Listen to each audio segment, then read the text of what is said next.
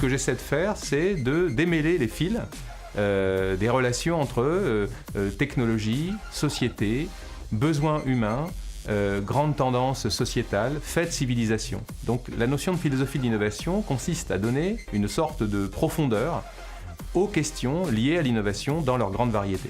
Et il s'agit, si vous voulez, de réfléchir l'innovation par les enjeux. L'innovation par les enjeux, une réflexion sans limite ni horizon figé qui peut aussi se décliner dans un serious game, de simples cartes illustrées pour pousser la réflexion plus loin et s'étonner soi-même de sa capacité à innover. Ce serious game, comme vous le voyez, se compose d'un certain nombre de cartes. Ces cartes configurent des rôles, des personas, comme on dit. Et ces personas, par exemple ici on a humain augmenté, les participants au jeu doivent s'en emparer.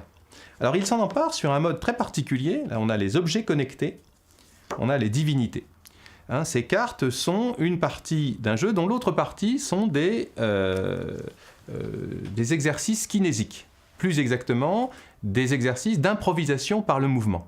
Alors cette improvisation par le mouvement, c'est cette collègue, Fabienne Martin-Juchat, professeure d'anthropologie à l'université de Grenoble-Alpes, qui donc m'a donné l'idée de faire pratiquer à une cinquantaine de personnes de l'improvisation par le mouvement, sur le mode de ce qu'on appelle la composition instantanée, à partir donc de rôles où le but était de permettre à des participants d'évoluer dans un contexte de civilisation avancée, contexte où l'humain ne sait plus bien quelle est sa place. Donc, be human in the chaos, rester, redevenir, parvenir à être humain dans le chaos étant la grande instabilité dans laquelle la technologie, notamment le fait d'être augmenté, nous fait être. Alors, il s'agit par exemple de prendre la place d'un robot humanoïde pendant les quelques heures que dure le jeu, le rôle d'animaux protégés, le rôle d'humains augmentés,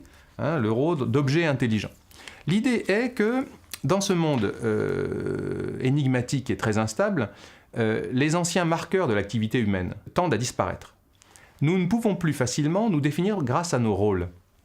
Ces rôles sont en train de changer. Donc si l'on accepte de jouer en prenant le rôle d'une espèce non humaine, sans doute peut-on, de manière réflexive, mais par le biais du mouvement corporel, être sensible à ce qu'est l'humanité. Cette sensibilité à l'humanité, ce que nous visons à faire, c'est ça, à redevenir sensible à l'humanité, à l'interrogation humaine, à l'inquiétude humaine, ce qui, pour Fabienne Martin-Juchat comme pour moi, passe par l'improvisation corporelle. Parce que je dois ici avoir une référence personnelle qui m'a fait développer ce jeu, c'est que moi je suis un adepte de ce que disait Montaigne, qui disait « je ne sais rien en fait, je n'ai aucune connaissance que mon corps ne m'ait appris ».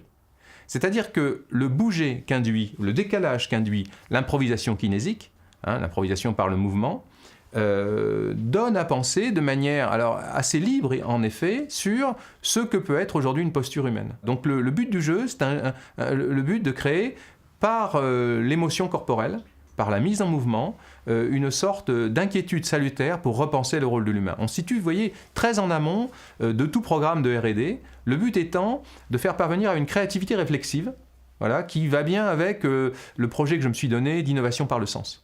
En quelque sorte, ce jeu est le préalable à toute forme de séminaire d'innovation par le sens. Minute Mind Sélection, une matière à réflexion que Mind, porteur de l'innovation raisonnée en France comme en Suisse, vous invite donc à suivre et à partager sur les plateformes Mind YouTube et Vimeo.